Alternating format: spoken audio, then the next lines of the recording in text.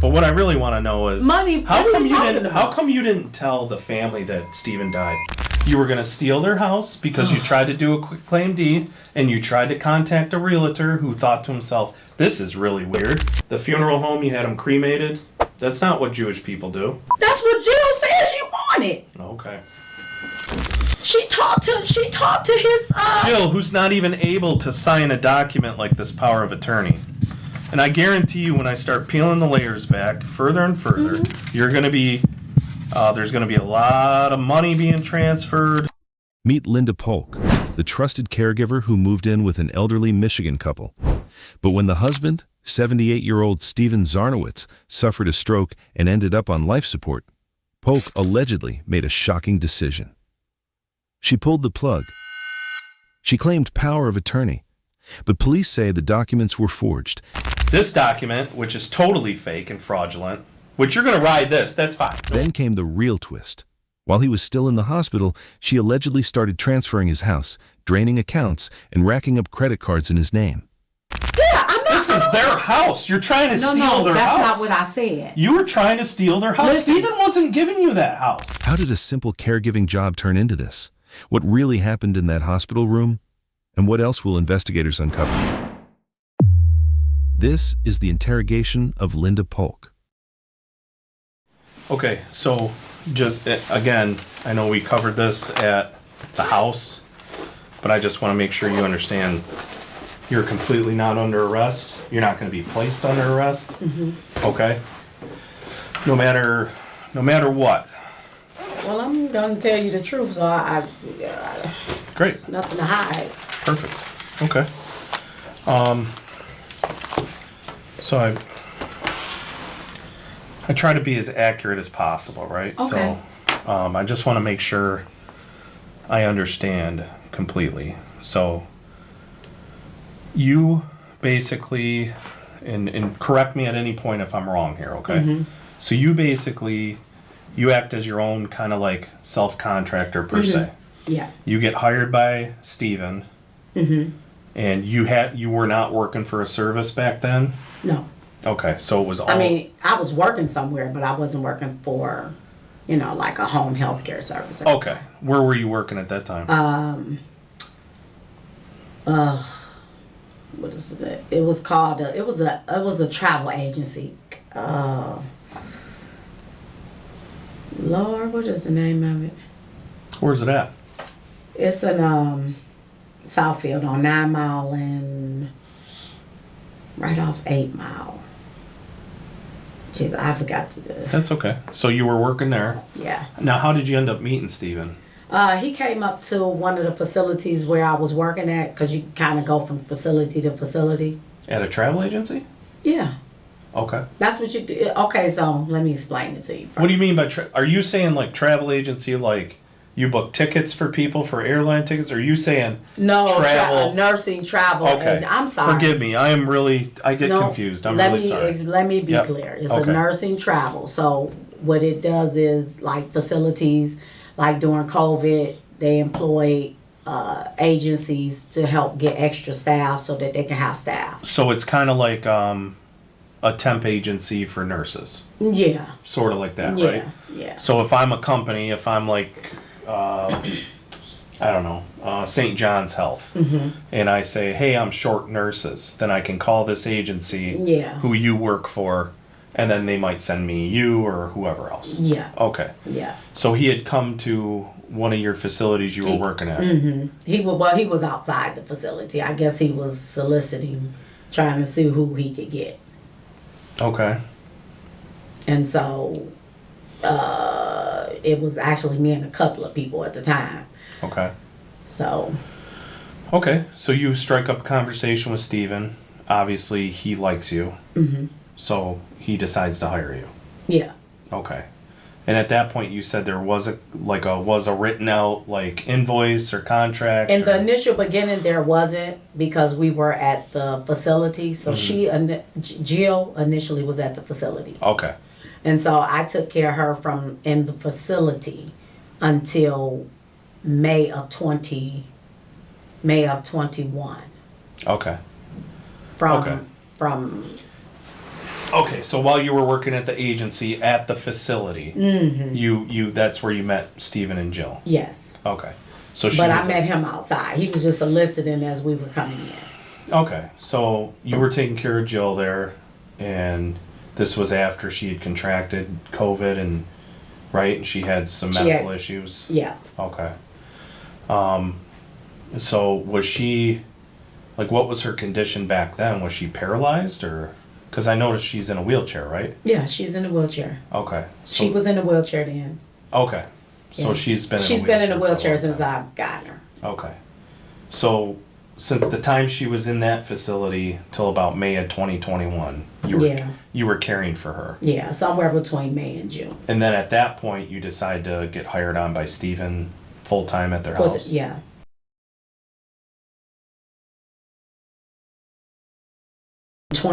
From May of 21 till July of 2024.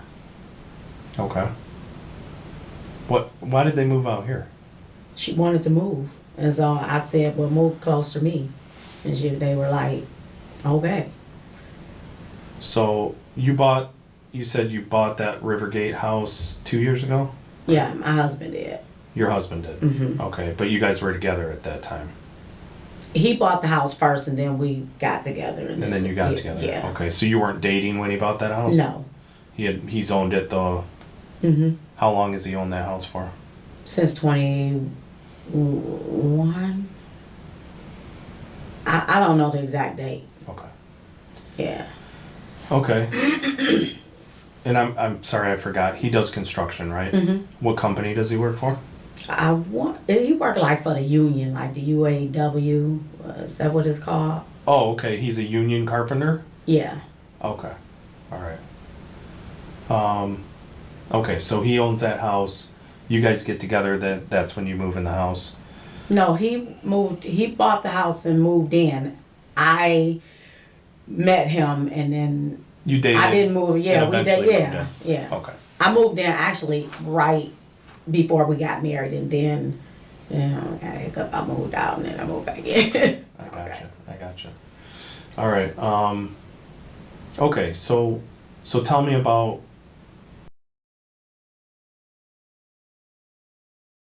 And who were they?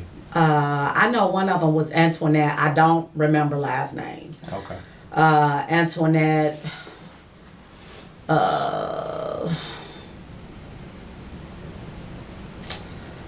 It was a few of them. Steve had a couple of people. I can't remember all their names. I just was the main one because I was the only nurse. Okay. So he wanted me there every day. Okay. Yeah. So, and you said originally the payments were $4,000 every 2 weeks? For me. For you? Right. So that would be $8,000 a month. Right. But he would pay me the consistent amount and I would pay them. So I would pay them through Zelle. So he would pay me my amount. He would pay me he said he only writing one check. So that means I would get the check. Okay. And so then tell me what does that check look like? 68. I believe 68. It varied. So 6,800 yeah, every 2 weeks? Yeah. So but it kind of varied because it depended on if he wanted somebody to stay and he paid extra. So Okay. it never was like. But how did he figure out how much to pay somebody extra? You said you guys didn't do hourly. He would just say what he wanted, like, can you stay? Like, he might ask me or somebody else, and he'd be like, if you stay, I give you extra $100, I give you extra $200. You know, not every day, but periodically. Okay. Maybe like, can you stay today because I'm tired? I mean, Jill and Steve, they're pretty well off. What you mean? Like, they have a lot of money? No. No? No. Oh, they live in... Jill has no money. She has no money? No. Okay. Huh. Well, okay. So how did they afford this house they're in? So Steve took the money out of his account that he had. Mm-hmm. He took his savings and put it in there for the new house. When they sold the old house, they took the money from the old house and put it in the bank for Jill's care. Okay. So you're okay. So who?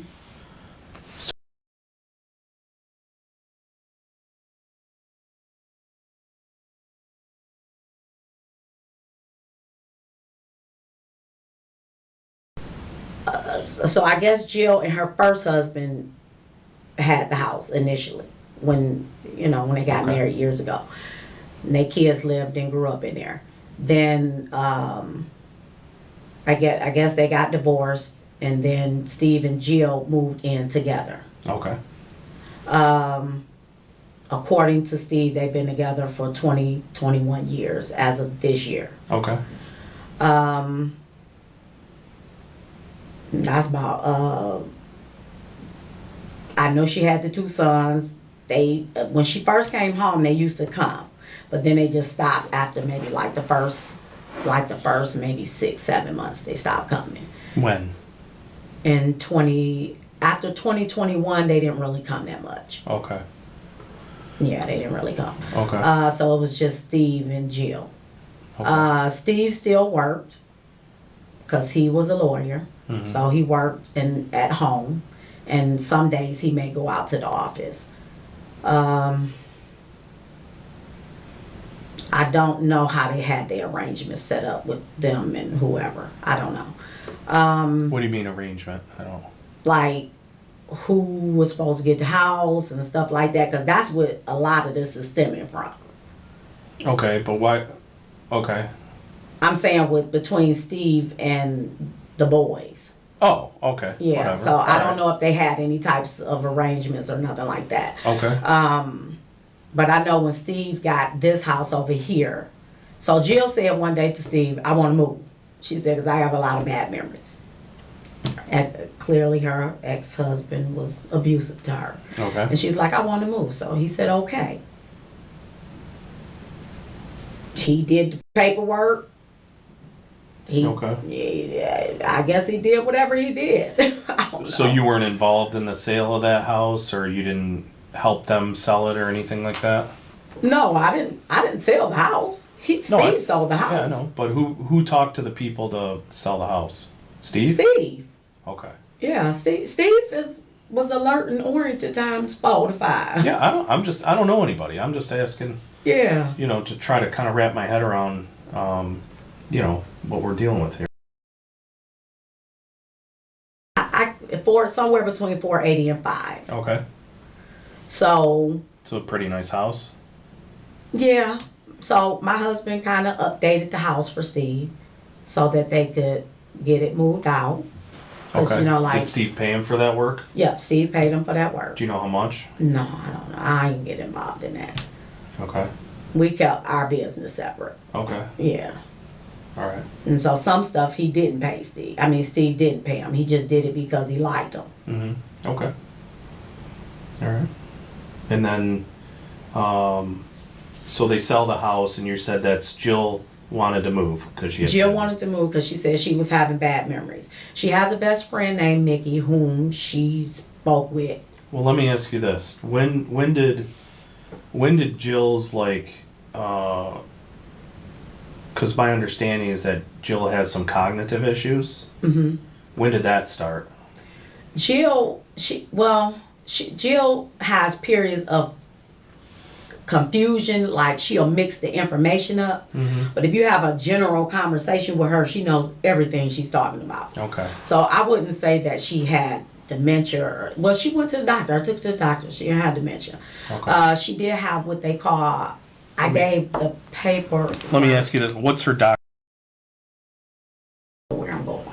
Okay. Because I would have the van service come pick Jill up, and then I follow the van service to the location. Oh, so a van would pick Jill up. Yeah. And then you would go with her. Yes. Okay. What's the van service? What's that called? One stop.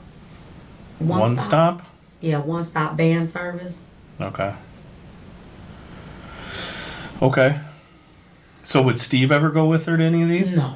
Okay. When did Steve Well, no, that's not true. He went a couple of times. Okay. But did he drive? Yeah. Up until when? Up until June. June? Up until June, because he had a fall and he hurt his leg.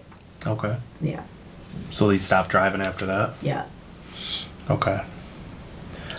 All right. Okay, so do you know why he was falling? No, I did take him to the hospital. They checked him out. They said he was fine. He just was a little weak. They gave him a walker. He used the walker. Sometimes he didn't. Okay. But Steve liked to smoke. So Steve smoked all day long. Like I'm talking, well, he smoked Camel, so he only would smoke maybe about that much and throw the rest of it away. Where would he smoke at? Either in the front or the back. Oh, outside? Mm-hmm. Okay. Yeah, never inside. Okay. What did so he went to the hospital for a fall. Do you remember when that was? Well, he went a couple of times. Yes. Okay. I can't remember the exact date. How did they move all their stuff? My husband and the boys moved them. Okay. And they got paid, I'm sure, for that? No. No? Okay. No. All right. So, getting back to it, so you were saying you were getting paid. Steve would write a check for, you said about $6,800. Mm-hmm. And then he would write that check. It fluctuated. Sure. He wrote that check to you. Mm-hmm. And then you would disperse it via Zelle? Zelle, Cash App. Yeah. Okay. So Zelle or Cash App? Mm-hmm. And then that's how you would pay the other people that worked there? Yeah. Okay. So you didn't have a company, per se, that these people were employed by? No. Okay. Okay. I get it. All right. So we're talking roughly $13,000 a month for 24/7 care.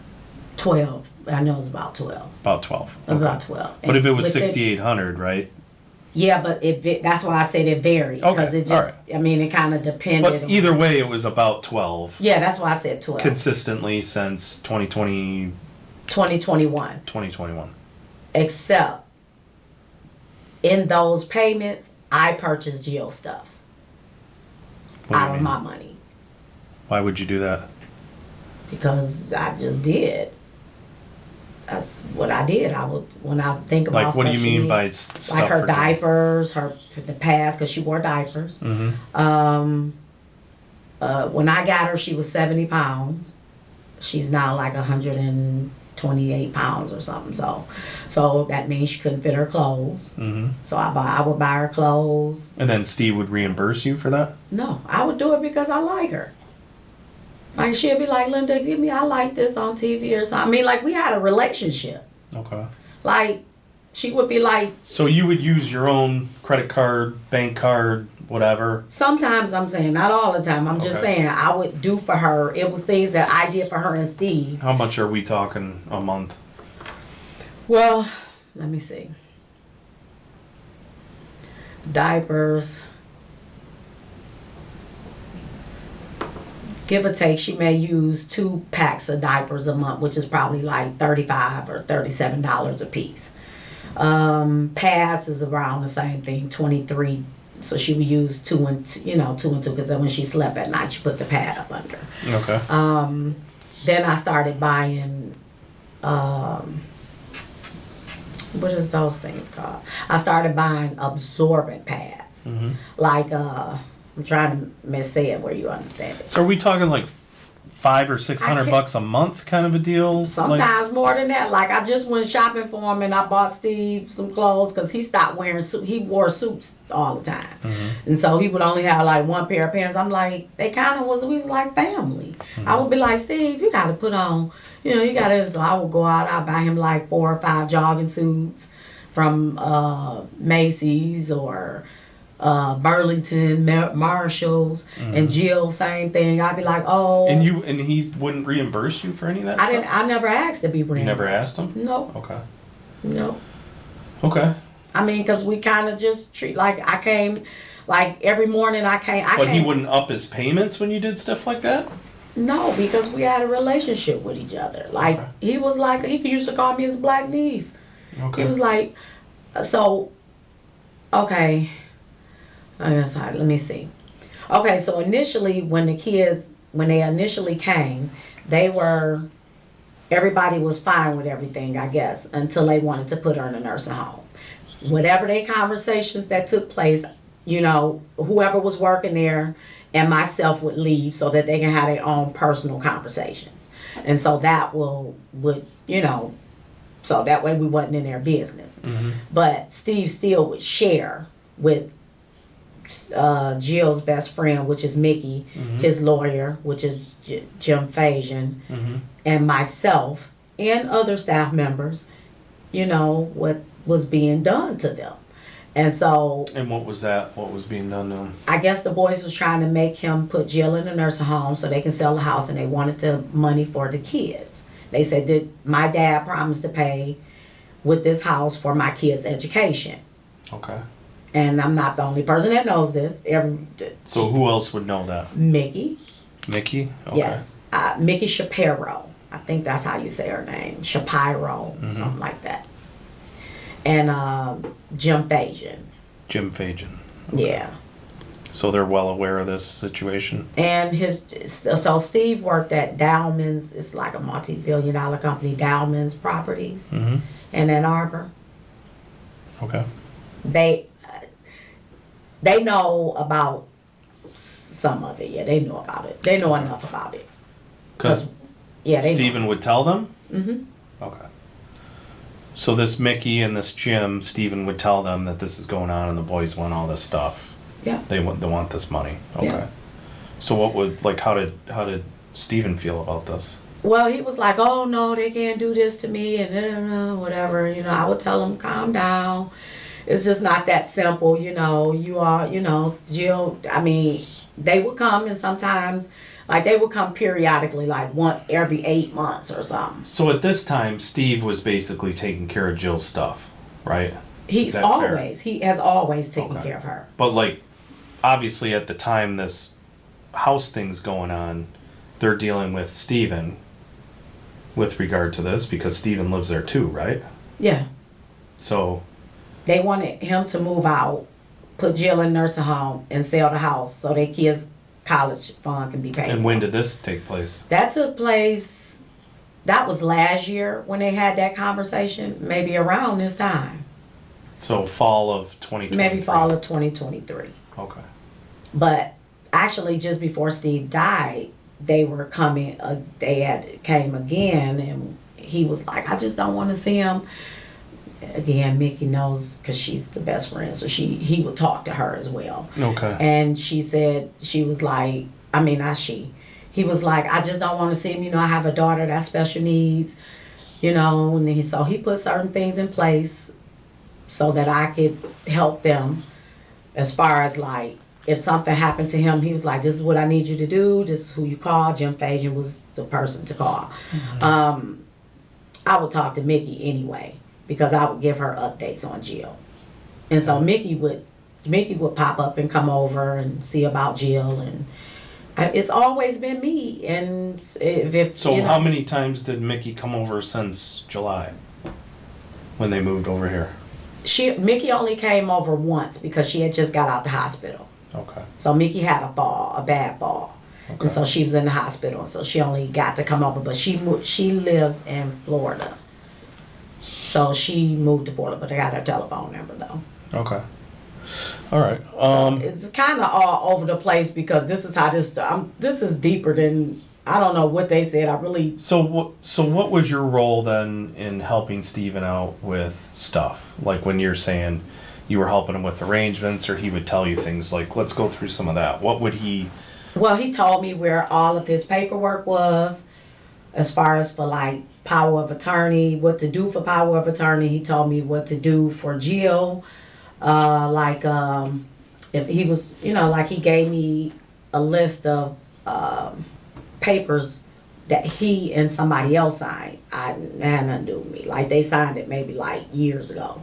And he was like, if something happened to me, these are the papers that you get, because this is how Jill's gonna get her money that's left over, which is not a lot. But how do you know that? Because he told me.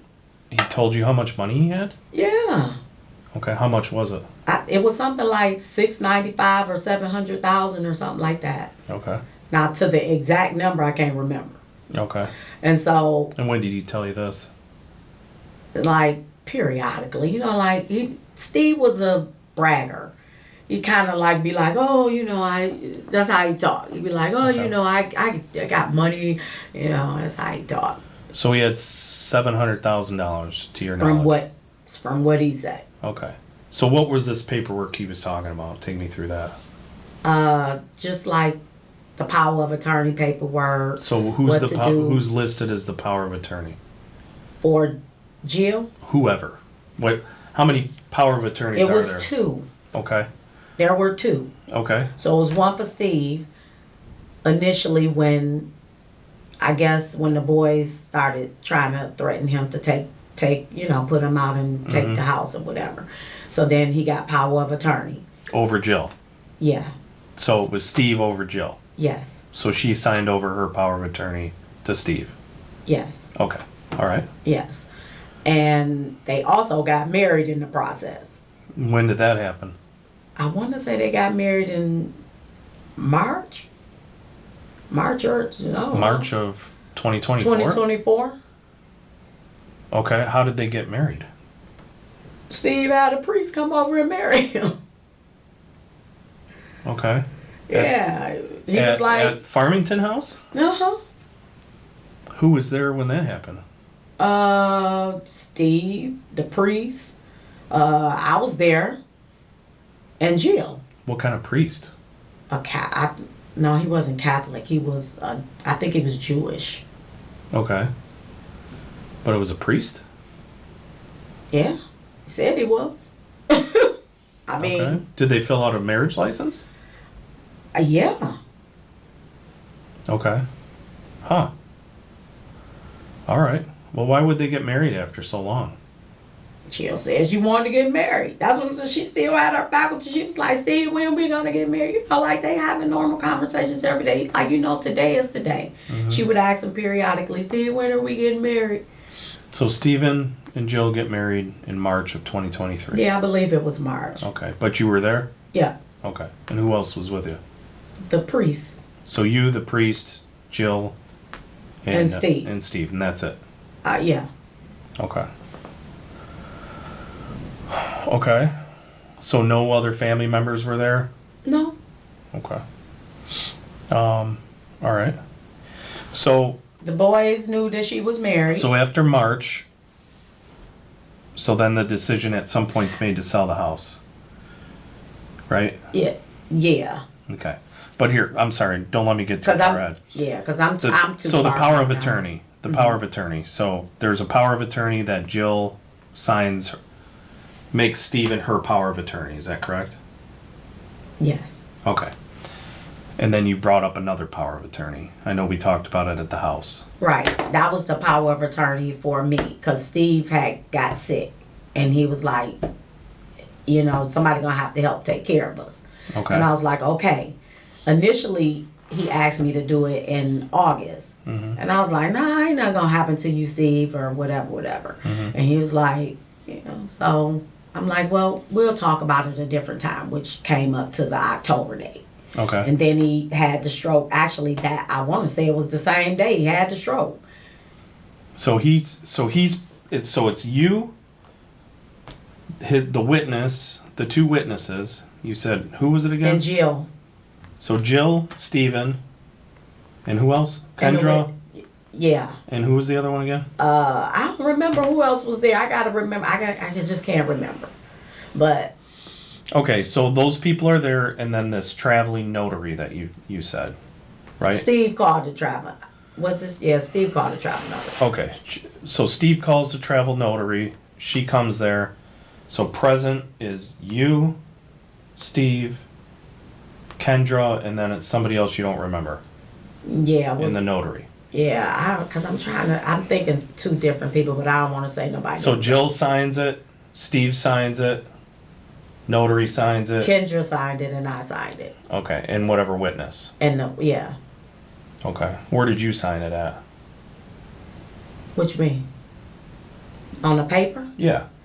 It was a line to sign. There was a line for you to sign? Yeah. Okay. All right. Okay. Okay. So power of attorney gets granted to you. Is that correct? Yes. Okay. And that was to assist Steve while he was in the hospital. Okay. So that's how he ended up So getting you're saying surgery. the same day has a stroke and goes to the hospital. Within 2 hours, he had a stroke. Okay. He was going in the front room. We was helping him walk with the walker because he said his leg was hurting. Mm-hmm. And then he went out. Okay. He actually coded. So he goes to the hospital, and take me through that. What happens there? At the hospital, the nurse practitioner come out. She talked to me. I told her I had power of attorney.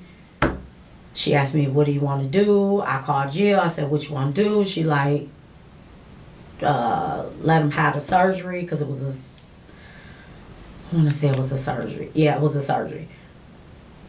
To maybe move some clots or something. I can't remember it all in extensive. However, they did whatever they was going to do. I stayed at the hospital all day with Steve waiting on them. Then when they finally came to get me, I went back to see them. Waiting on them? What do you mean? What is the that? hospital. Okay. I was still at the hospital. Okay. I stayed there the whole time. And that was the first day he went there? Yeah. You were there the whole time? Yeah. Okay. What was the nurse or whoever you talked to? No, I don't remember their name. Ooh, okay. I mean, there's a lot of names. Well, I mean, I can't you're remember. a nurse yourself, right? Yeah, and I can't remember everybody's name, though. All right. Yeah. All right. Like, yeah, I can't remember everybody's name. Okay. I mean, because I've seen a lot of So people. they're saying to do a surgery and what? They did a surgery. Now to this try sorry to cut you off. This power of attorney, and forgive me because I'm very ignorant to medical stuff. That's okay. Is this something you have to present the hospital when you go there? And like, do you have to like show them this power of attorney? Like, how do they know? I didn't present anything. You didn't present anything? No, to but them? I did talk to Jill on the phone. Right, but you said you told them you had power of attorney. Yeah. Okay, but you didn't have to show them anything? No, I didn't show them anything. Okay, all right. So you identified yourself as what then to the medical staff? To his niece, because that's what he called me, his black niece. He's like, this is my adopted black niece. Okay, so you say that you're his niece and you have power of attorney. Mm-hmm. So you tell them this, and then you go through the whole... No, I didn't go through anything. I talked to Jill. No, well, you went through something. You were there. You went through the whole thing with them, because who else did they... What the whole thing of what? His care. Oh, that's what I'm saying. I talked with Jill. Mm-hmm. She wanted him to have the surgery. Okay. So I let them know to go ahead and do the surgery to save him. Okay. That they did. Okay. And then from there, it was just primarily a waiting game. So just trying to, see which way it was. He appeared to be doing good, though. Okay. Okay. Well, not good, but, he appeared to be stabilizing. I should say it that way. Okay. Like, what do you mean by that? He was responsive to me. Could he talk? He grabbed my hand. No, he just kind of mumbled a little bit. Okay. He can hold my hand. I don't remember the nurse's name, but she was in there. Okay. And she was like, oh, wow, he responds to you. He's doing what he wasn't doing, and you called him. He responded. He grabbed your hand. He turned his head. He blinked when I asked him questions. Mm-hmm. Okay. Yeah. All right. So then what happens after? How long was he in the hospital for? I want to say 3 days. Okay. I want to say 3 days before he died. So because we had left right after. So the whole time was the hospital communicating them with you, and then you would communicate with Jill, or how did that work? The hospital would communicate with me, and I would communicate. So would with they Jill. call you, or was it when you were there? No, they would call me. They call you. Because I left and went out of town. Okay. I think I was saying that when we were back at the house. I left and went out of town because that was the vacation that we were already. You already had booked. Actually, that's why we were there so early. Try to take care of business with Steve and to, just trying to sort out all what we needed to sort out so we could leave. So what were the dates you were in Thailand again? 19th through the 23rd or the 4th. Okay. Now, I don't know how that difference in the date or time Okay. from here to there. Sure. Yeah. Okay. So you only went for about 5 days. No, it wasn't even that long. Well, yeah, because the going and coming, those was the travel time. So we was in Thailand for I know we were in Thailand for 2 days. 2 days. Okay. So we was on the plane for Yeah, 1 yeah. day and a half to something like that, and then we was there for 2 days, and then we came back. Okay. And you came back because Steve had passed. Yeah. That's what you said. Okay. So who was the hospital communicating with while Steve was in the hospital? Me. So they would call you and you would answer on the plane? Well, on the when Thailand? they did reach me, they said they had been trying to call me, but Steve was still in the hospital and he was going into cardiac arrest. Okay. And he was on the what they said they had him on. Just a lot of heavy sedated medications. And did they have him on like were they assisting him like breathing? Was it like life support? Was it like, I don't know, kind of ignorant again? No, he wasn't on life support, but he was intubated. Okay. He wasn't on life support, but he was intubated. Okay. And so Maybe that's what I'm thinking of, right? Just the tube to help you breathe kind of thing? Mm-hmm, That's intubated, right? Yeah, Okay. that's intubated. And so the doctor said that he just told me basically that his legs was cold. He was about to go into cardiac arrest because of, his body was, his exact words, metabolic acidosis. Mm-hmm. What else did he say?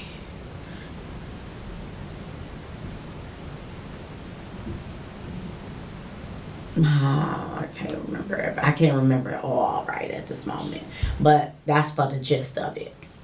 Okay. Then he called me back like 30 minutes later and told me that Steve had died. Okay. So then me and my husband, we stayed in Thailand that extra day, and then we came because we wasn't able to get another flight back out until the day that we came back in. Okay. Came back in. All right. So, okay.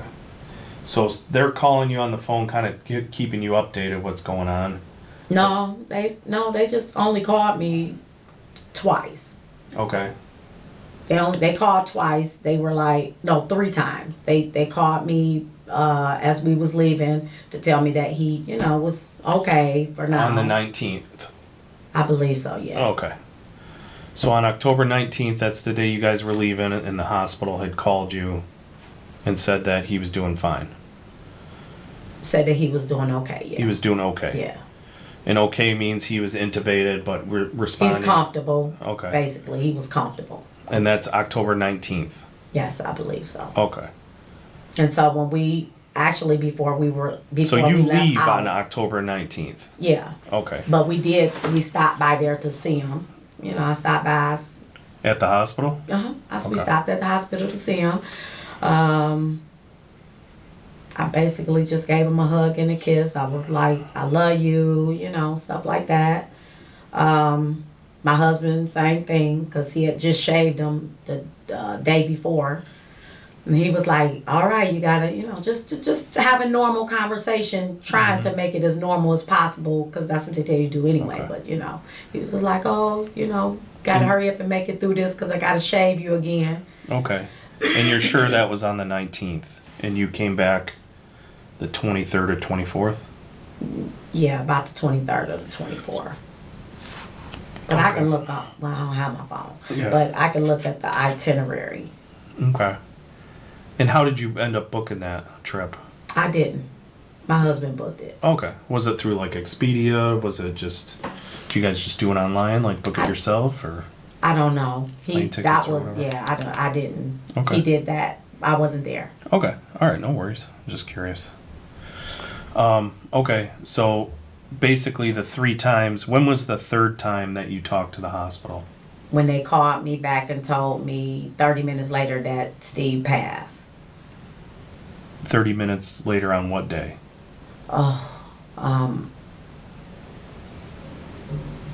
Was it like the day after he was in the hospital or 2 days after? Was it? Yeah, I mean, if you know dates. It was like a day while after. you were gone, correct? Yeah, it was like a day. So you guys leave the 19th, and then you The said... day we left, we got on the plane. We was on the plane for 11 hours, 10 hours. And then we got to Turkey. They called us and told us that they had been trying to reach me and that Steve was going into cardiac arrest. He was still intubated. For now, they're keeping him comfortable, but he's not going to make it. Okay. And what'd you say? I said, okay. I said, call, make sure you keep me updated. I said, because we can't, they've already sent our luggage, so we're going to have to go. And then once we get there, we can rebook our flight and come back. Okay. Because we were in Turkey. Okay. Then he said, okay. That was the doctor. Then the doctor called back 30 minutes later, approximately. And you're on a layover in Turkey at this time? We're on a layover in Turkey. Okay. Then he called me back to tell me that Steve had passed. I actually was crying, so I didn't finish the conversation. My husband told the doctor that give me a minute and I'll call him back once I got calmed down. Okay. So at any point in time, did you instruct the doctors or nurses or anybody, did you instruct them to take Steve off of life support or no? They never asked about taking him off life support. Okay. So they never asked you like what should no, we do? because he wasn't on life support. Okay. He was only intubated. So he died while intubated? Mm-hmm. That I know of. I don't know. I mean, he just called me back and told me that he actually passed away. When I did calm down a little bit, I called him. And what doctor was that called you? What is his name? I don't know his name. You don't remember? No. Okay. Because I don't even remember the nurse's name. I only seen him. So you guys come time. back, you said you come back on the 23rd or 24th? Yeah, I think the 23rd or the 24th. So what happens with Steven between the time he dies and when you get back to town? Like what was going on with that? So I talked to Jill on the phone. I said, well, Jill, do you want him to stay at the hospital until I get back, or do you want him to go ahead to the funeral home? She said, no, if you leave him there, he's going to rot. That was just her words. I said, well, no, he won't rot. He will be on ice. I said, but if you want him to go to the nursing home, not the nursing home, to the funeral home, I'll have to call around to some different places to see who can pick him up so that he could be, what they call that when they prepare the body, embalmed. And that's what Steve wanted? Huh? You said Steve gave you his arrangements and what he wanted to do. Oh, yeah, not like what funeral home and not like that. I was talking to Jill. Jill was saying that she wanted. What was the phone number you were calling Jill on? I think it was Paulette phone because Paulette was there. Paulette was there with her for 3 days. Something like 3 days. Yeah, okay. I think 3 days. All right. Okay.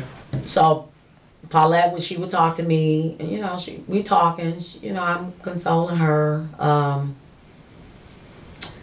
So I told her I would call around to see what the funeral homes were around or close by who can pick them up. So she kind of was like, okay, well, just let me know. We just got to figure it out. Hurry back home, so forth. Trying to remember everything. So, okay, so then I finally got a flight that was coming back that we can get on to, come back home. Oh, so you were making all these calls from Thailand? Yeah. Oh, all right. Yeah. Jeez. And between time, I was trying to keep up with Jill as well because she was very upset. But you're saying Paulette was, and what was Paulette's last name again? Kincaid. And she was there the whole time? Yeah, she was there the whole time. Not Kendra. Just Paulette.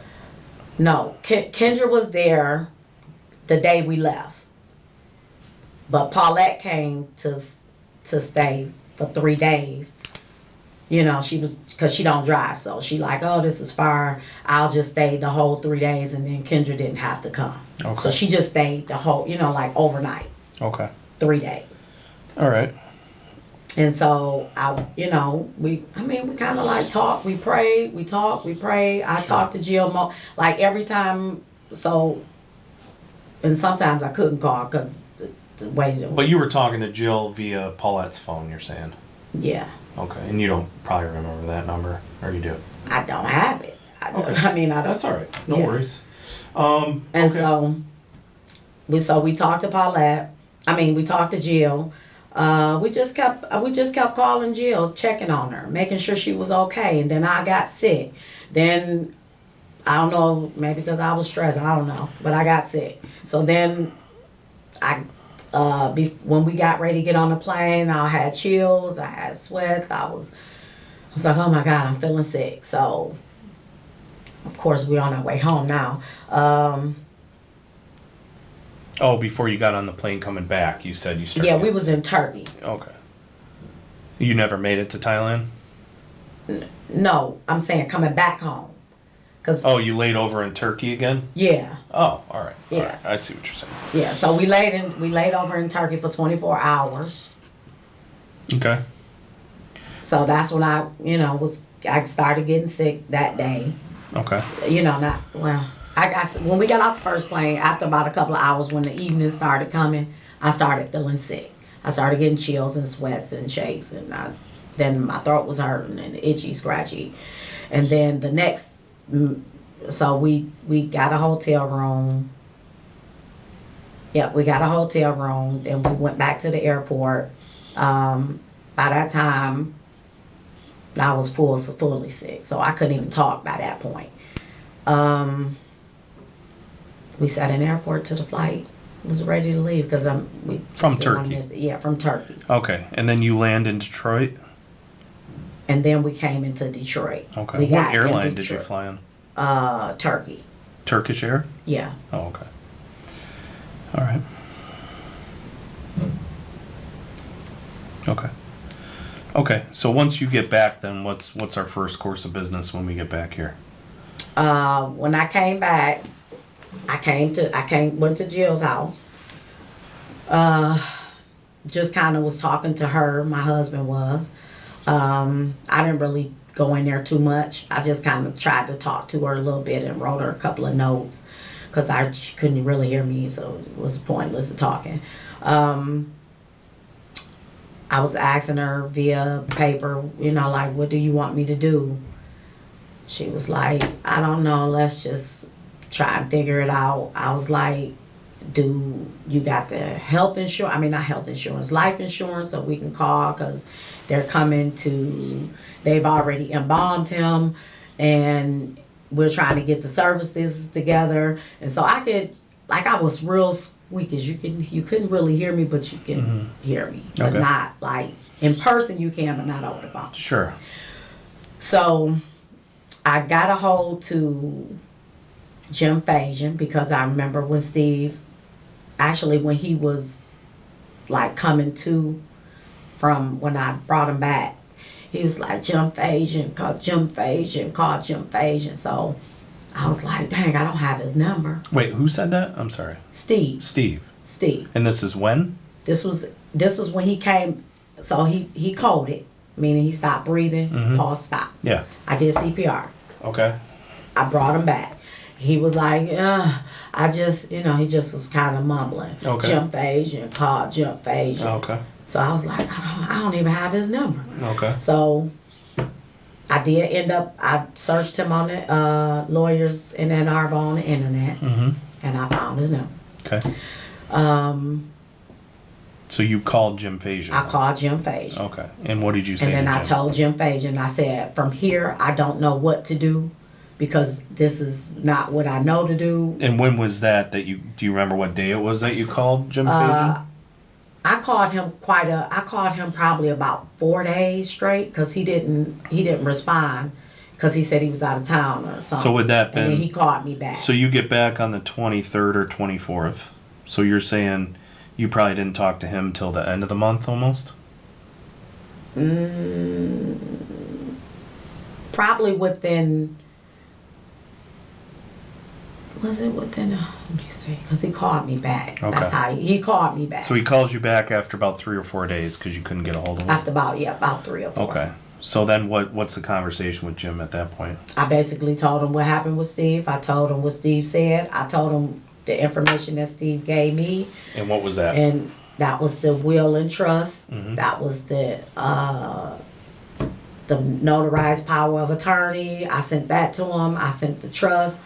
I mean, a copy of the trust. And I sent the... What else did I send him? I think that was it. Okay. I think that might have been it. We did conversate. Then I was trying to call people, but they couldn't hear me. So what were you waited. asking Jim Fajan for? What was he going to be able to do for you?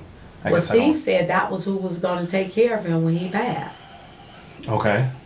Now that was before that day. Okay. I'm talking about All like right. previously, prior to. Prior to. Okay. Yeah. All right. Like he would be like, if something happened to me, make sure you call Jim. Okay. All right. So Jim Fajan is pretty much no help at this point, is what you're saying. Yeah. I mean, no help as far as helping me to get him. Yeah. Well, no, he was trying to locate people. Okay. You And know, locate locate- who? His brother, Okay. Steve brother, Okay. because Steve have a brother. So we're talking October 28th, like 28th-ish. If you got back on the 23rd or 24th, you're I started saying... calling him before I got home. So you were calling him from Turkey or Thailand? Yeah, I was calling from Turkey, not Thailand, from Turkey. So I was looking him up, and then when I was calling different people Okay. because I was trying to reach him, and because that's who Steve said was going to take care of him. He was like, "That's who's going to take. This is my longtime Okay. friend. He's a lawyer, and this is what this." So is you what talked he do." to Jim Fajan and you tell him what Steve wanted to do. I told him what Steve said. He was like, "Oh, And what did okay." Steve say? That if something happened to him, make sure I contact Jim Fajan because he's going to take care of it. Okay. But what did Steve say he wanted done? Besides you contacting Jim Fajan? I mean, you must have had some kind of information. When you say done, are you talking about like with his body? Yeah, like with his body, with his money. Like, does he want this person to get Well, yeah, he said he wanted his daughter. $500 and this person to get he said he wanted his daughter. $250,000? He said he wanted his daughter to get $250,000. Okay. He said the rest is going to go to Jill. Mm-hmm. And How much was that? I don't. Well, deduct the $250. I'm thinking if he only has 6 something to 7, then whatever's left over. From Okay. And that goes to Jill. Right, and that will go to Jill. All right. He said to call Jim. Jim was What going about to the take care house? of everything. The house was supposed to go to me. To you? Yes. Okay. Jim Fajan has a recording with him on there. And he also, I don't know what else he did. So, I'm also listed on the association. Mm-hmm. I guess when Steve did all the paperwork, he put me down as the co-owner. When he called the insurance, State Farm, they called me and was like, well, Steve gave us your number. This was maybe like back in July. July? Okay. Yeah, and I was like, no, I don't know nothing about it. I said, but I'll, talk to him and we'll go over it. So it was like either maybe not July, maybe August. Okay. But I never followed through with it, like as Okay. far as talking to the person At State Farm? at State Farm, yeah. Okay. But my name is definitely listed and for the association. For the association? Mm-hmm. Okay, what does that mean? What does what mean? The association? Yeah. That's the association for the condos. Okay, so what is, your name's listed on there as what? As the co-owner. Okay, what were you doing with were you paying the association dues or? No. I didn't even know who the association people were. Okay, all right. So The house. He wants to give She you just so happened to call me. He wants to give you the house, is what you said? Yes. Okay. Is that on any paperwork anywhere? Yes. What paperwork is that on? Well, it would be at the house. But what is it? It's just to notarize for his daughter and for me and Jill. Like a will? Yeah. But what about like the, I don't know, what is it for a house? Title or, what is it called? The owner of the house. Like, is there a piece of paper that says you own the house? Like, is there, like, you know what I mean? Other than the will, no, I don't know. I don't know what that would be. So there's a will or a trust. He got a will and a trust. Okay. But Which you're is saying at the house. you're listed as the person who's getting the house Yes. on a piece of paper. No, just Steve typed it. He typed everything up. He was very meticulous. Okay. And then he also contacted Jim Fajan prior. Okay. These is like, I'm trying to make this all come together. Yeah, well, I'm It's a just lot. curious because if he gave you the house, did he give you the house before he passed? No, I didn't say he gave me the house. He said he wanted me to have the house Right. if something happened to Sure, him. that would be ownership of the house. Is that correct? Yes. Okay. So when you own something, what do you need to own something? Like if you own your car, what do you get with owning a car? A title, right? Yeah, I get a title. Okay. So when you I don't have the own title. a house, do you do a deed?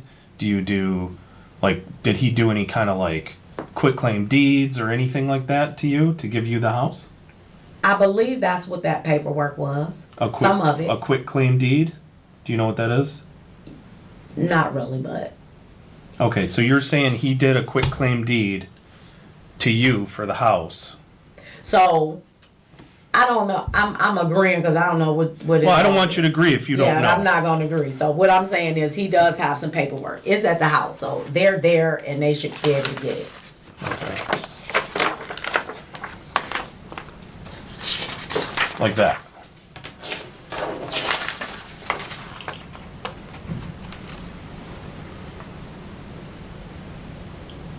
Yeah. Okay, and that's it? No, it was a notarized letter. Yeah, this is notarized right here. You said, "Is this it?" Yeah, this is a Oh no, I copy said of it. yeah. Okay, this is the quitclaim deed that you're talking about that he gave you the house.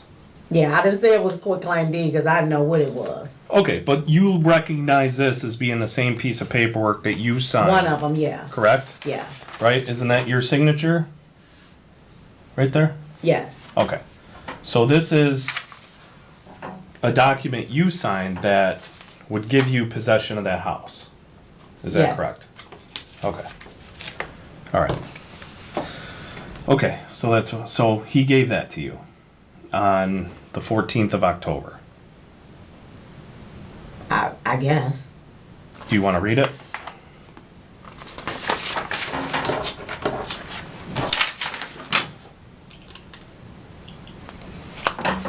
But yes. Yeah, okay. And who took this to the Register of Deeds? Was that you? Yes. Okay, so you took it to the Anthony Forlini's Register of Deeds office and turned this in. I don't know who Anthony is. He's the Macomb County Register of Deeds. He's Oh, it's okay. the clerk's office. So to the Register of Deeds, yeah. Yeah, so you took this to the Register of the Deeds. Yes. On October 14th. No. No, okay, I'm sorry. Oh, November 1st. I don't know. Can you tell what do you remember what day you took it? If it's on here, the 20. I mean, no, that ain't the 24. Is that no? I think November the 24th. No, I don't think there's November the 24th. That hasn't even happened yet. I know that's. Oh no, I think that's the one right there. Is that a one? Yeah. Yeah. Okay. All right. But this is a copy of the same document. Yeah. Okay. All right. So he wanted you to give that, and that's written down somewhere, you said, Yeah. also? And what does that paperwork look like? Oh, well, I can't. It's just typed. It's Was typed with his signature Was on it a separate will? Was it a separate trust? Was it a power of attorney paperwork? Like what? Any idea? No, the power of attorney was separate. Okay. So this is a different document. Yeah, it's just a typed document with his signature on it and my signature. Okay. And that's it. So like on this deed, for instance, obviously it's notarized. So this would have been Steven, Kendra, the notary was present for this on the 14th of October. Yeah, it said 14. Okay. Whose signature is that?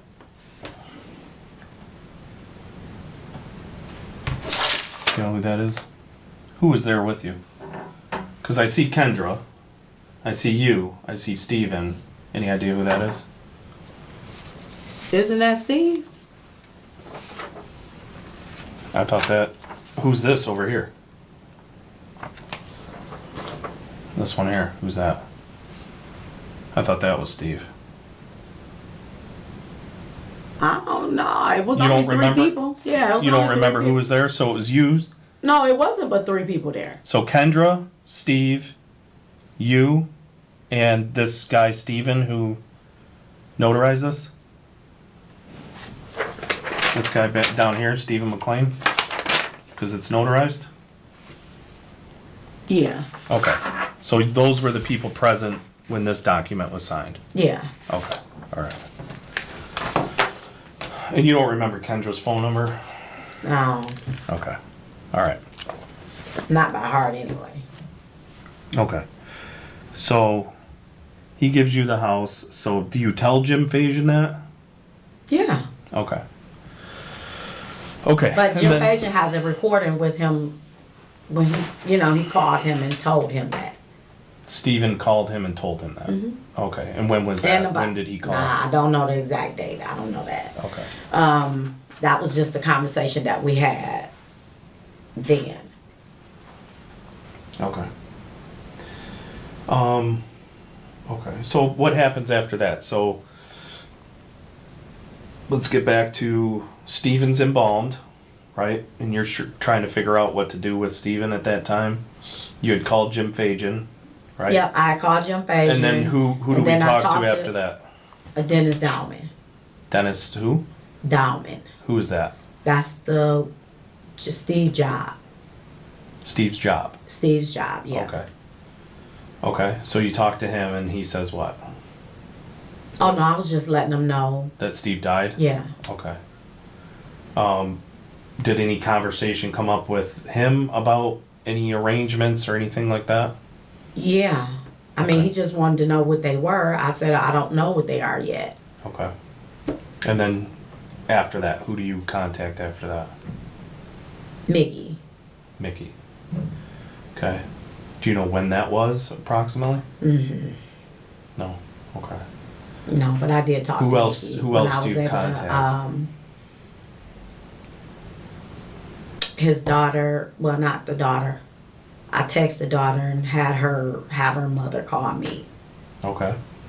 which her name is Catherine or Kathleen. Okay. So you text the daughter when? I don't know. I just texted and was like, have somebody call me. She didn't respond right away, but I think it was the next day, whenever day she called me the next day or 2 days later. So Steve, I got the number from the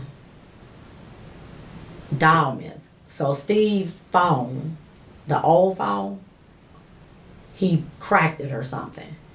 So when my husband took him to go get a new phone, they couldn't transfer the old information to the new phone, but you couldn't get the old information off the old phone, Okay. if that makes sense. Mm-hmm. Okay.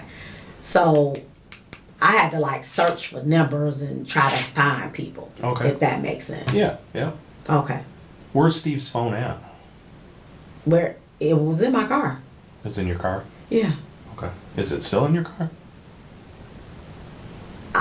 so. Because they took all my stuff out the car. Oh, all right. Okay. So you were trying to find people's numbers because Steve didn't have them in his new phone. No. Okay. So He had nothing in the new phone. So you no ended up numbers. calling. So you called Kathleen. I think her name Kathleen Okay. something. How did you text the daughter? I texted her when I got the number from the Dowmans. Right. So like, what did you talk about? What you mean what I talk about? I told her Via to text. ask her mother to call me. I don't know the exact wording, but I Okay. was like, "How your mother call me?" And that was from your phone to her phone? Yeah, I'll say, "Have your mother call me." Okay. I don't know if I said if this is Linda. I don't know if I said this is Linda Sure. or No, what. I get I it. don't know. All right. But I said, if I know your dad or something like that, can you please have him call me? Mm-hmm. Okay. Okay. So then who else? And then Who else do you end up talking to?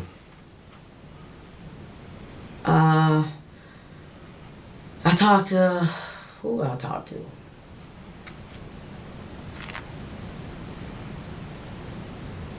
These Dowmans. I talked to quite a few of the Dowmans because they were calling me. Okay. Once they found out Steve died, they were calling me kind of. And what date is this that all these people found out Steve was deceased?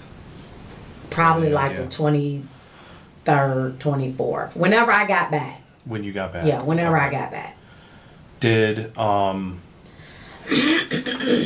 so there was a report of some kind of like transaction that I guess Jill was trying to do with Merrill Lynch, or what was that about? Do you know? Yeah, she was trying to pay the bills. Okay. So tell me about that. What you mean tell you about it? Well, I wasn't there. Oh, I And wasn't clearly you either. know what I'm talking about. Yeah, because So- you said Merrill Lynch. Okay. But- so tell me about Merrill Lynch. Who called Merrill Lynch? She called Merrill Lynch From whose phone? from my phone. Okay. So you were there. Yeah, During but the I phone. wasn't. I try to Okay. like when they doing business. I try not to be in the same room. You seem to be in some business though. I mean, I'm in some business, but I don't be just if they're standing giving there. you a house that's worth Yeah. $430,000, I mean, you're in their business. You know what's going on. I You're mean, I know power of attorney, right? You're pretty much what's happening, Yeah. but not a. they sometimes gifted I do you give them power of privacy. attorney. They gave you a house. I mean, you know, you're in their business, right? Yeah, I guess Okay. if you look at it that way, yeah. So, what was the call? Like, you were present for the call to Merrill Lynch? Is that correct, or no? No, I wasn't in the room. Okay, so I told her Jill she- called on her own. Jill called her. No, I called. She asked me. She said, "Well, how we gonna pay the bills?" I mean, we was having conversations. Like, what are we gonna do? How we gonna do this? What we gonna do that? I said, "Well, the only thing I know is you're gonna have to call the bank, and you're gonna have to see if they're gonna pay the bills." I think she asked them to pay the bills. Okay, and how much money did she ask for? Do you know? No, Okay. now that I don't know.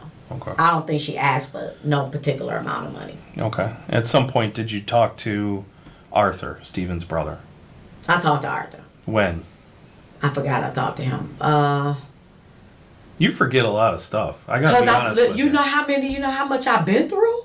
Oh, I'm sure, but No. I'm very like sometimes I'm just like sitting here thinking to myself, you're telling me you're this nurse, right? Which Yes. I hold nurses in very high regard, but you don't. Okay. All right.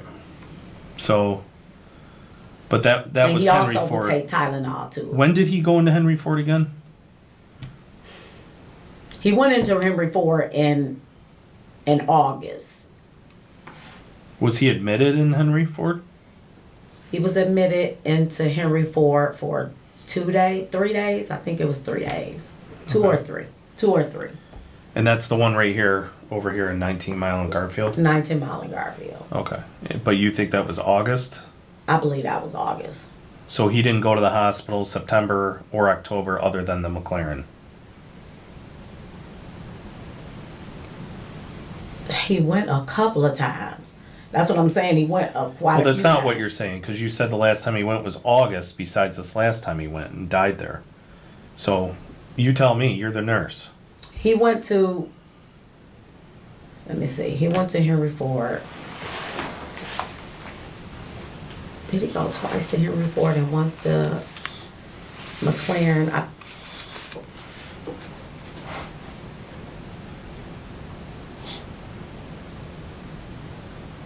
Once to Henry Ford. I think he went once to Henry Ford, which I think believed was in August. And so he would have went to McLaren twice. Once for a fall. No, wait a minute.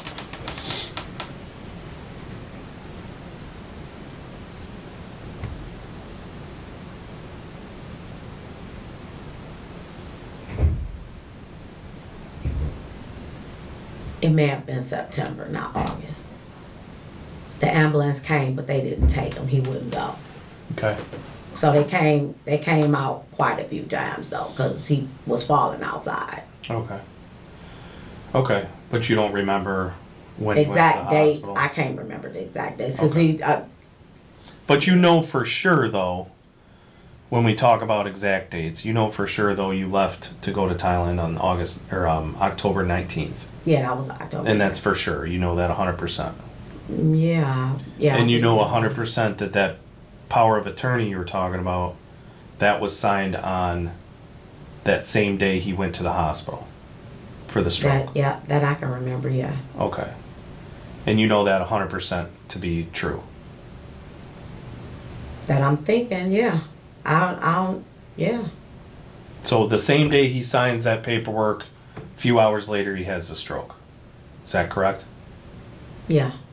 Okay. Now that was the same day. And that's, yeah, you're saying that's the same day. Yeah, but that's you're the saying same that's on, The 19th, right? Yeah, 19th.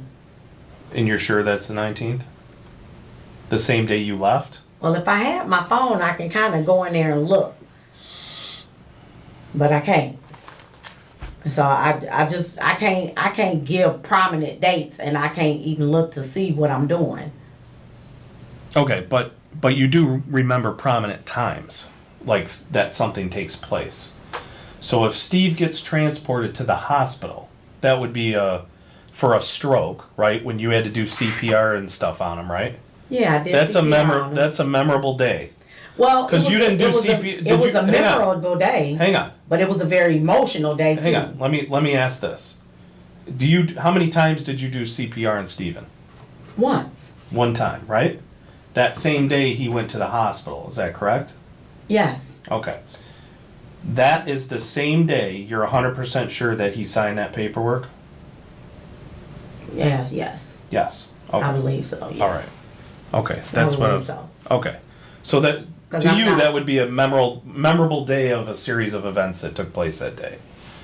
Because you don't do CPR on somebody every day. No, you don't do CPR, but here's the thing when you're doing CPR.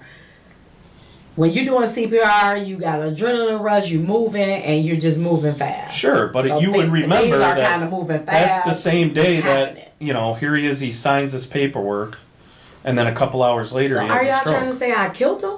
No, that's not what I'm saying. Oh, Are you? that's what I feel like. I feel like No, I'm just trying to get, because you can't remember anything, Do you? which is Because you don't crazy to me. know- That listen. you're this nurse and you're an educated person and you can't remember jack about your patients. What did I remember about my days of that things took place. How am I going to be remembering dates? Well, I don't know. It's not every day that you do CPR on somebody. Yeah, but what did I said I did the CPR. Okay, so you said the same day. Actually, you know what? I got it right here. Because Is this what we're talking about right here? This power of attorney right here? it was another page, I think. Yeah, this is the paper. Okay. So he signed that the same day he went to the hospital. Yes. Okay, I and he believe was so. present when this document was signed. That's correct, right?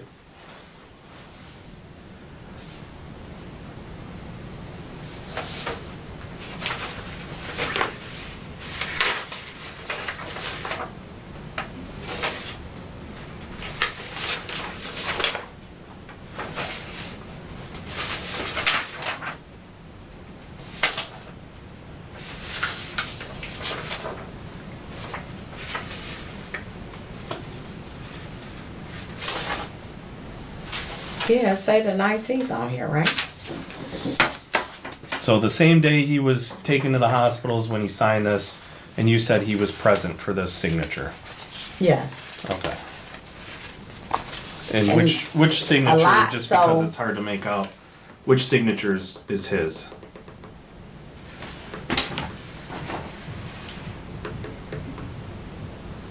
Well, that say Steve. So that's his signature?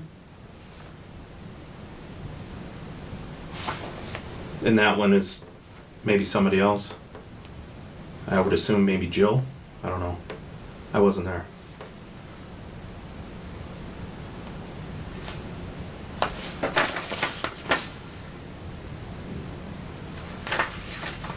I don't know what that say, but I know that say Steve. Okay. But you were there when this document was signed, is that correct? I was there when the document was signed. Okay, and this notary, you said Steve contacted the notary? This lady here?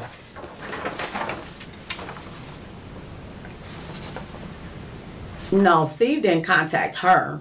Steve contacted the other notary. Okay. So who contacted this notary? Who is this? It would be me. Okay, so you contacted her. Yeah. Okay, so she came to the house, and you said that Jill was there, Steve was there, Kendra was there, and you couldn't remember who the other person was.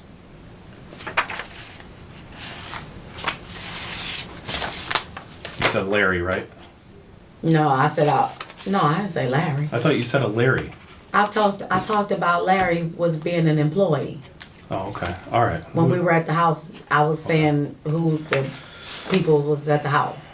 Who's Antoine Winters? That's my husband. Okay. So you'd remember if he was there. Is that correct? No, not really, because... Oh, you wouldn't remember if your husband was there? All right. Let's cut to the chase here.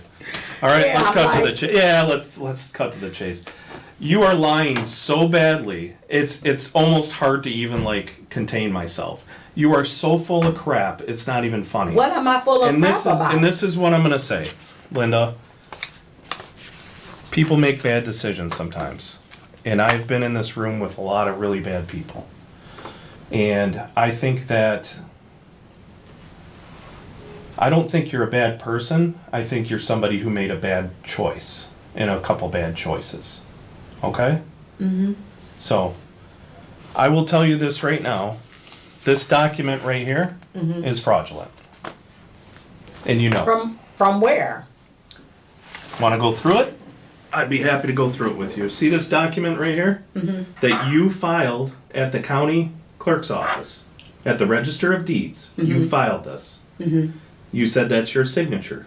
You said that this notary public was there. Okay? All of that, No, right? not at the Hold on power. a second. Let me just explain to you. This person has to be there when all these people sign and they put the stamp, right? You altered the stamp. You didn't even spell this correctly. How did I alter the stamp? This guy's commission has been expired since 2022. Okay? This document right here, fake, fraud. That's not what he told me. Nope, that is totally, this is you right here. This is a fraudulent document you turned in. I did sign this. Yeah, that's correct. You signed it and you turned it into the Register of Deeds on November 1st. Which is how many days after Steve died? So here's what really happened. 13. Here's what really happened, Linda, is you took advantage of a situation, and I don't know. I don't walk in your shoes. Maybe you have some financial issues. Maybe you need some money for something. I don't. But you were taking advantage of these people. You tried to get their house. You tried to put it up for sale. You tried to put this house for sale that you filled out and filed a fraudulent document for. You tried to put it up for sale. I did. Yeah, in the last couple days. No, Week. not 2 the weeks. last couple of days. 3 weeks. But Within the last 2 weeks. I did. You tried to put it yeah, up but for I sale. didn't deny that. When you filed this fraudulent piece of crap form right here that you made. That's what happened. I got you on camera walking in there. Got you on camera filing this. That's But your signature. I said I walked That's a in. fake. That's a fake notary. And guess what? They're not called notary republics. They're called notary publics. You said I altered. You altered this document. It's a fraudulent document you altered it. You forged it. You made it. Either way, it's a fraud. No, I didn't. It's I a can fraud. give you the number to the guy. Okay. I already looked them up. I already found them. You know how hard it is to find those people? It's not. Listen, I know that. So let's get into another one then. Let's talk about this document, since we're going to talk about documents and being fraud. Okay? This document right here, you're lying about. You've already looked at this document. Are you really that ignorant that you don't know what this document looks like? Well, I got new glasses. Oh, you got new glasses now, man. You're full of excuses. This is hilarious. When I looked at the paper, I did. This document right here, you said, hey, yeah, he was there, Steven was there, she came and notarized it. Yeah, I don't remember who was there, but it's Antoine Winters, who's your husband, who you would remember.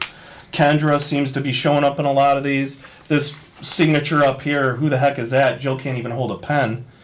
Whose signature is that right there? Jill can hold the pen. Whose signature is that right there? You're saying Steve's, because you say Steve was there. Guess what? Steve was on life support when this document was signed. Steve never was on life support. Yes, he was. Steve was intubating. And you know who told him? And you know who told the doctors at the hospital to make him comfortable because there was nothing else they could do? It was you. Because it was nothing else they could do. Okay. No, I'm saying you said because it was nothing else they could do. That's, yeah. They told me Steve was going. Right. I said, okay. And you said make him comfortable, take him off life support. I didn't tell him to take him off life support. Aren't you a nurse? Yes. I didn't tell him to take him off no life support. So all these doctors are lying. All what doctors? Do you understand English? Like, I'm really having a hard time here because I'm asking you a question. Doctors, what doctors do you think I'm talking about? I only talked to one doctor. You talked to one doctor. How many times? I talked to the doctor 3 times. Okay, what's the doctor's name? I don't remember his name. Okay, I only talked to him 3 times. You know why? No, why? Because you're lying. I told you he was at McLaren. Yeah, I know. And the medical records at McLaren say that they spoke to you. I said I spoke to him. And that you said that you were the niece, you had power of attorney, and that to make him comfortable, make him comfortable because he needs comfort care. There's nothing else they could do for him. That's not true. That's not true. No, because why would these doctors lie about that? Because they're doctors. But you're lying. So I would sit here and go, well, you're already caught in a lie. You're caught in a bunch of lies. I just told you when you asked me. When you asked me, I told you. I said, Linda. At least let me say this. Go ahead. When you asked me, you said you asked me about the doctor. I said they called me when I was in when we got to Turkey and said they was trying to reach me because Steve was going and he was going to have a heart attack. Mm-hmm. And they were keeping him comfortable. Mm-hmm. And I said, okay, call me with an update. They called me back 30 minutes later and said that he was gone. Yeah. He had a female nurse that day, and it was only one male doctor. So you definitely got caught off guard today, and I'll give you that. But here's the thing, is your story's so outstretched and it's got so many holes in it. You already committed fraud right here. So to me, this is already like, whatever. But I think I just need to bottom line you right here, is that you don't seem like an evil person. I'm not an evil person. But I think you were going down. But I never take advantage of her. I love her. Okay, well, it kind of looks like you're taking advantage of her. How? I asked him to let me take her take everything that he had. I take care of myself on my own money. Yeah. Okay. If you was to. I'm just saying, there's people that you call. I mean, you're just kind of, digging that hole. But I did say it. I said. Here's the time for you. Jill can come to my house. Here's the time for you to tell the truth. Now's the time for you to tell the truth, because guess what? Yeah. Guess what? You're the only one that can right your path, because the path you were going down is not a good one. You're caught. You're caught. You know it. I know it. You are caught. Okay? But you're saying because I don't remember, but I don't remember. I can't remember everything. Okay. I've been doing this for a long time. I've sat here and interviewed a lot of people, and I just know when people lie to me, I get lied to constantly. Okay. I believe. And what you don't understand. What you don't understand is that, you know, what's your son's name? Did you say you had a son or a daughter? I have a son. You have a son. What's your son's name? Jeremy. So when Jeremy was little, and this is just kind of like for instance, right? So if Jeremy was little and you were in the other room and you hear your favorite bowl or vase or something like that fall on the ground and break, and you walk around the corner and it's just Jeremy standing there, and you're like, hey, what happened to my vase? And he's like, I don't know what happened to that vase. I have no idea. I don't know. I don't remember like where I was standing or anything when that vase broke. I don't really know. Or you walk over there and you said, hey, Jeremy, what happened to that? And he says, you know what, Mom? I made a mistake. I was playing with my ball. I knocked your vase over. I'm really sorry. I started to kind of lie to you, but you know what? I'm just going to tell you I broke the vase. Don't you think you'd be a little bit less mad at Jeremy for telling you the truth? Still mad the vase is broken. He's still going to have to get punishment for that vase being broken and him playing with his ball inside. But at least you would kind of know, right? Like, I'm glad he told me the truth at the end, right? Rather than ride this. Because if he would have been riding that lie out, you'd have been more mad. Is that correct? Right? Yeah. I have kids. Same thing for me. No, I agree with you. This but I actually situation- thought y'all were bringing me down because you said This something situation, about killing Steve. this situation is no different. This situation is no different. And if you want to keep telling these lies, then it's just going to go down that road of this is going to go to a prosecutor, it's going to go to a judge, and somebody's going to be making decisions about you, what's going to happen to you for the rest of your life. Do you really want to ride this lie through there, or do you want to tell the truth? But I didn't do all of that. You didn't do all that. When you asked me about the register, I told you I took it down there. That's correct. And you said you signed this document, you said Steve was present, and this notary was present, and guess what? None of them were. So that notary said he wasn't there? This is fake. How do I know he was fake? Wow. Okay. So you're saying Steve set up a fake notary? Listen, But you turn this in, this stamp right here says 10/14, right? October 14th, 2024. Right here, right? Listen to me. Because I'm going to say the same thing, but I do need you to hear me. I don't know who this is. This was a registry notary who came to the house. I don't know this person, but he came to the house. Okay, on October 14th. Yes. Okay. What if I told you that's a complete lie? How? Because he came. Okay. That's a complete lie. Oh my God. Well, who was he? You tell me. Was he an imaginary friend? Was he just somebody that didn't exist? You're caught. Linda, Sir, please listen to me. You're really going to ride this out. You're totally freaking caught. I'm not riding this out. This guy came to the house. That's okay. That's fine. I own everything you asked me. I own, but I'm not taking the... You own? Yeah, I'm not... This is their house. You're trying to steal their house. No, that's not what I said. You were trying to steal their house. Listen. Steven wasn't giving you that house. Oh my God. Steven wasn't giving you that house, and I can't believe you think anybody believes that. Oh my God, this is crazy. It is crazy. It's crazy that you think anybody's going to believe your crap. Listen. You're so full of it. It's not even funny. Can you call Jim Fajan? Oh, I will. I already talked to him. Okay, so he didn't tell you? Yeah, I got Jim Fajan. I got everybody you talk to. Well, everybody's saying the opposite of what you're saying. So what are you going to do? What you mean?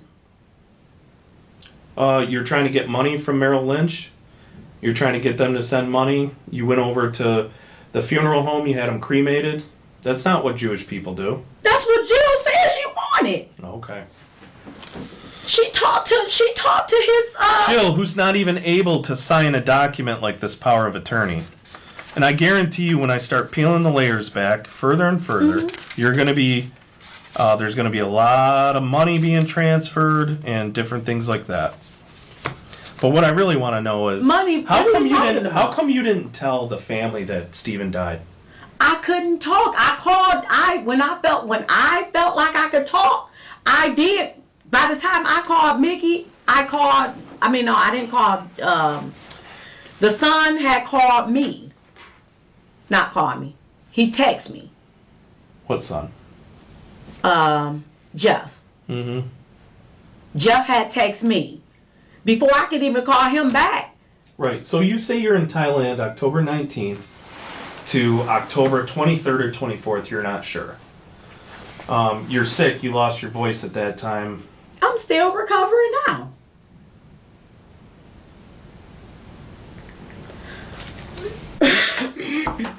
So the other part of this is,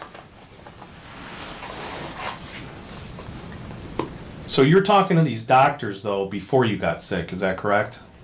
Yeah, I talked to the doctor before I got sick. I got sick the day we went back. Not went back, but we left Turkey, went to Thailand. So then we went there, we scheduled to come back. On the way back was when we was in Turkey was when I got sick. Because we had to stay in Turkey for 24 hours. Okay. So I started getting just chills, sick. My throat was hurting, it was scratchy, I couldn't, I was sick. My eyes was running. The next morning we left out. I didn't have a voice that day. I didn't have a voice for about 3 or 4 days.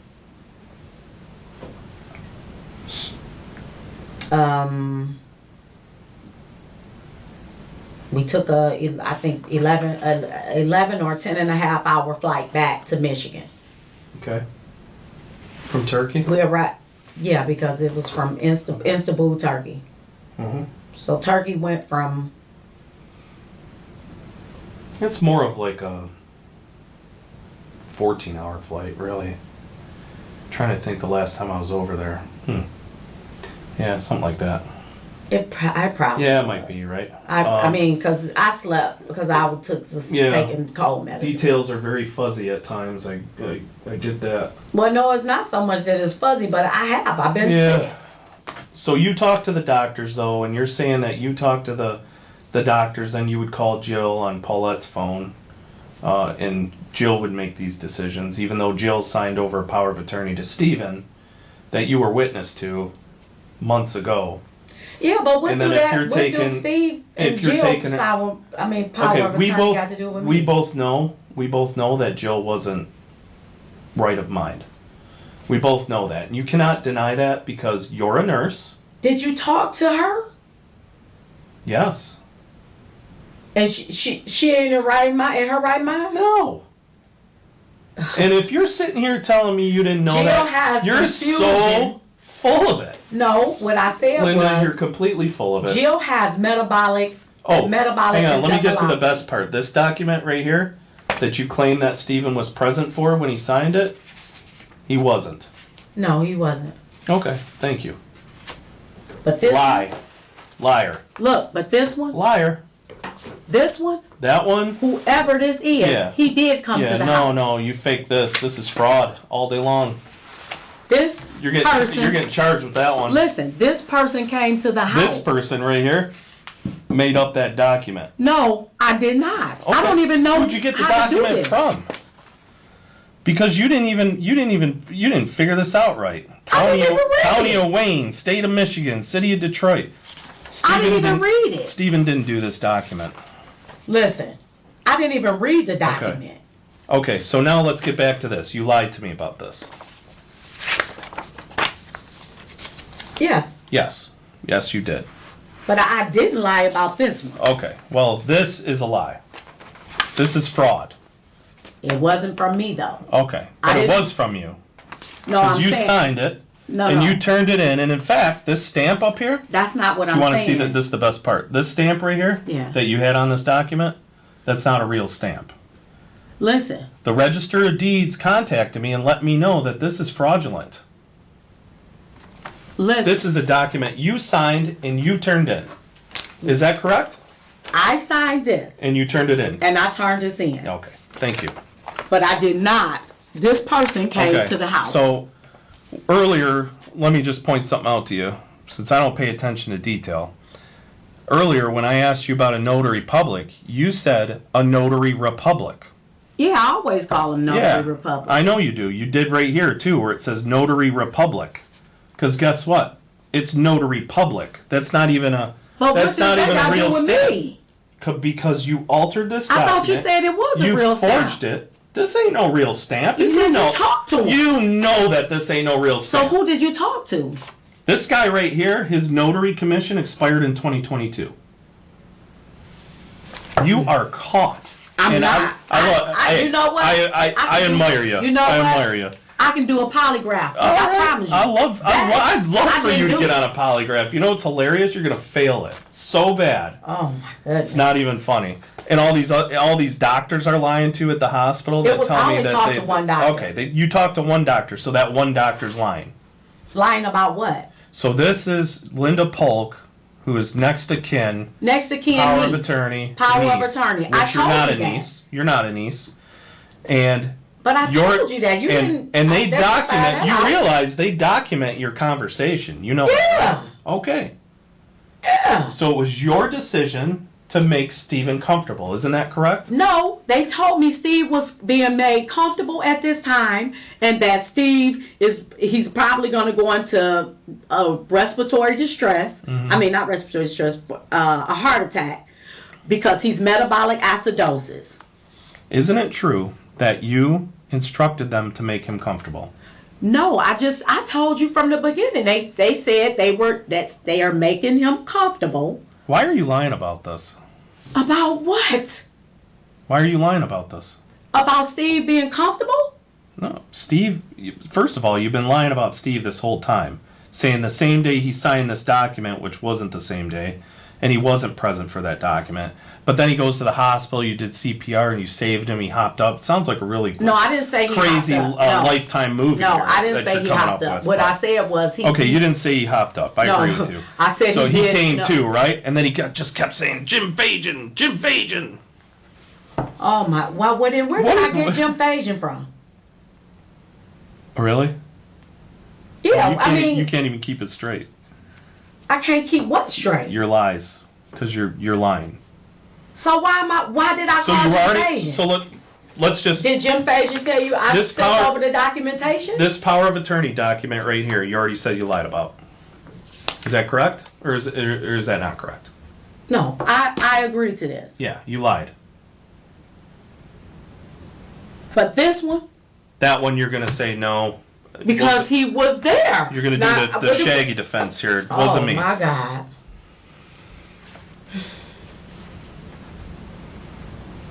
Good luck.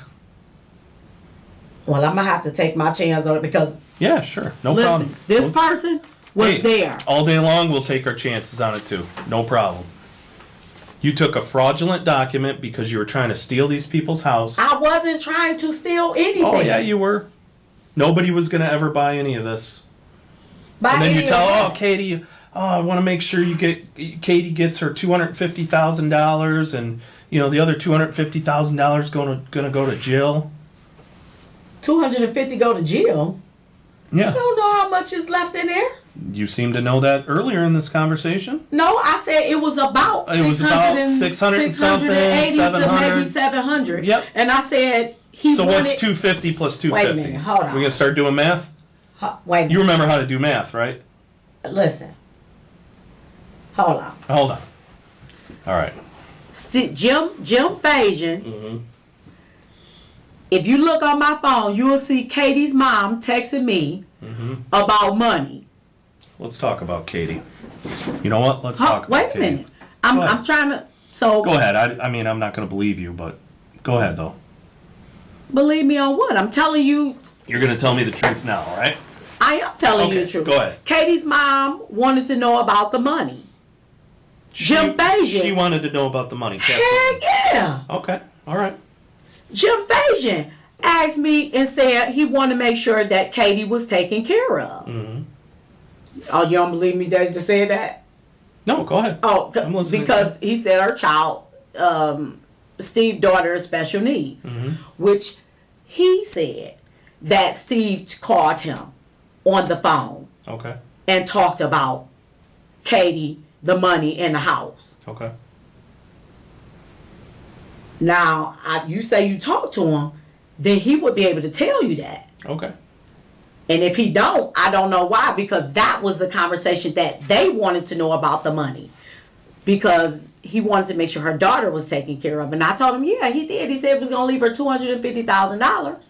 I said, so everything should be set. I faxed him over. I mean, not faxed. Not fax. It's not called fax.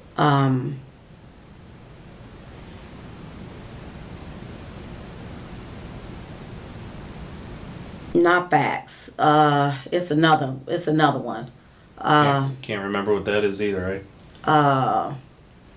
It's not email? No, not email. Scan. Okay, Scan. So scan. I scanned over the documents because I got a text from Jim Fajan asking me for the information. How about when Katie tries to call Steve's phone? Steve's phone nobody answers, and she texts Steve's phone, and somebody responds, "Who is this?" She says, "Katie, your daughter." And then that person proceeds to respond with acting like they're Steven and that they'll call them. What do you mean? Do you remember this? Do you remember doing this? Texting Katie on Steve's phone? Text? No. No? You don't remember that? No. Okay. That was on October 25th. That was 6 days after Steven was already dead. Okay. I mean, listen, the phone was at the house. You know what? Like, I'm good. Like, you don't really want to be honest. I'm being honest. More than one person is at the house. You're not fooling me. Oh, my God. You're not fooling me. You've already committed fraud here, and you've already committed fraud here. I didn't commit fraud. Yes, you did. And you were stealing from these people, I guarantee you. Stealing? Yep. And you made a decision that you had no right to make. What decision? You made medical decisions for Steven that you had no right to make. I talked to Jill. Really? Jill, who doesn't know that her sons are adults and they're 2 and 4 and she just went for a 2-mile walk? That Jill? Oh, Lord. Yeah, I know. You're caught. Again, I go back to it. You're caught. This document right here that you lied about, this is the document you were using at the funeral home. I told you I took it to the funeral home. Yeah, I know. And you already know it's a fake document because Steve was never present when this was signed. It was not a fake So document. who signed Steve's name for him? I can help you out with that. Do you want me to help you? But you already admitted to it. Yeah, you signed Steve's name right there. I already admitted to it. Okay. And you were making stuff, you had no right to make those decisions for Steve. Who was supposed to make them? Not you. I'm saying who? Tell me who was supposed to make them. Okay, when was the first person in Steven's family notified of Steven's death? When I found his number? Who was the first person that was notified? I only know one of Steve's family members. And when? I believe it was on the... Let me see. 20... It had to be somewhere around the 25th, 6th. I can't say... 6, 7 days later. We don't really remember. No, so I didn't say I didn't know. When I said you act like, oh, I'm niece, I'm niece, this is my niece and all that. You act like, oh, that's my uncle. You act like all this, like you give a crap about this guy, but you're not going to call one of his family members after he dies. I did not have the number. We had to get the phone and try to get it to work. So it took you 7 days? Oh my God. Well, you got the phone. How about you look at it and you'll see what I'm saying? I will. Because the phone is cracked up. Yep. Okay. And if you look at his phone. You know what's cracked up too is your story. Your story cracked up. It sucks. Did you look at his phone? Hey, listen. You're the one who has to live with all this stuff. Did you look at his phone? You took advantage of these people. You took advantage of these people. You were going to steal their house because you tried to do a quick claim deed, and you tried to contact a realtor who thought to himself, this is really weird. Why would this person do this? The circumstances behind this are suspicious. And you file a fake document. You already admitted this is fake. You filed this fake document. It's not fake. No, you're right. You're right. This document, which is totally fake and fraudulent, which you're going to ride this. That's fine. No problem. The guy who was on there all good. Was there. Yeah, I bet. You probably called him. You're probably like, hey, do me a favor. I'll pay you. I'll pay you a little extra. Right? Pay him what? I was taking care of Jill. Yeah, I bet. Out of your own wallet. So who was taking care of Jill? I have no idea who was taking care of Jill. Well, who was buying I know who was taking from Jill. I know who that is. How was I taking from Jill? Okay. You know what? We'll reserve. I'll tell you what. I bought Jill clothes. I'll tell you what. I don't have any more questions for you. Because quite frankly, I really don't feel like listening to this anymore. And if you think anybody's going to believe that, a jury or your peers or whoever, then go ahead, write it out. All good. This is all wrong. Okay. It is. It's all wrong. If you want to come clean, Linda, and just let me know what happened. You're roping other people into this too, right? I'm not roping nobody into Kendra. And then Kendra was there. Okay. And then your husband? He was there. Correct. So roping who? Okay. Whatever. I'm not going to keep going around and around with you. But you're saying I'm roping somebody in there. I don't remember who was there. They weren't there. I don't remember. It was Kendra. Maybe Kendra was there. Who else was there? Only the guy I live with and am married to. You are such a liar. It is unbelievable how much you're a liar. You are caught red-handed. So if you'd like to tell me the truth, I'd be happy to hear it. You want to do a polygraph? We could set that up for you. No problem. I really do. Okay, perfect. I really do. Perfect. I do. Because I'm telling you. I'm going to give you my card. That guy came. You can call me, and I can set you up for that polygraph test. That's no problem at all. Well, can't you just set me up for it before I leave? No, we don't have somebody standing by to wait to talk to people on polygraph, so we'll make an appointment. I'm saying, that's what I was really saying. Can't I just make an appointment now? I'm here? No, because I don't hold his books. So you'll have to call me and we'll figure it out. That was the question that I was actually asking. Okay. Got anything else you want to say before you leave? You want to tell the truth? I just told you. But you lied, then you're saying you told me the truth. But wait a minute, you told me to tell you the truth, and then when I tell you the truth, you tell me you don't believe me. Yeah, because there's holes in that. It's holes. Tell me where the holes are. I'm done. You done? You want to be done? I'm asking a question. You got holes all over the place. Because I can't remember the exact dates. I don't understand how you... I done been sick. I done had the flu. I done dealt with the police every day, 3 days a week, and taking care of Jill. Mm-hmm. And I was paying people to help take care of Jill. Yep. And you were going to get a $430,000 house all as a reward, eh? No, that was whatever was left after the $250 and the $250. What was I going to do with that? I told them to take the money. I don't know what you were going to do with it. But I told them to take the money. You're living pretty large. I don't know. How am I living large? Okay. But hey, all good. Because I'm not broke. No, you're not. Did you file taxes for your income of your business? Yeah. Okay. I don't have a business. Okay. I don't have a business. Did you file income taxes for yourself? Yes. What you made? Okay. Did you use a tax person for that? Yes. Okay. I don't know how to do taxes. Who is that? You don't It's remember? the company. Yeah. The company is on Gratiot and Van Dyke. Okay.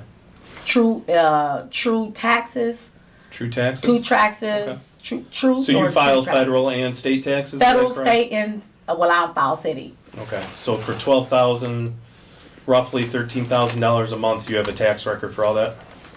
Not for $13,000 a month, because I don't make the $13,000 a month. Okay. Because other people were paid. Yeah.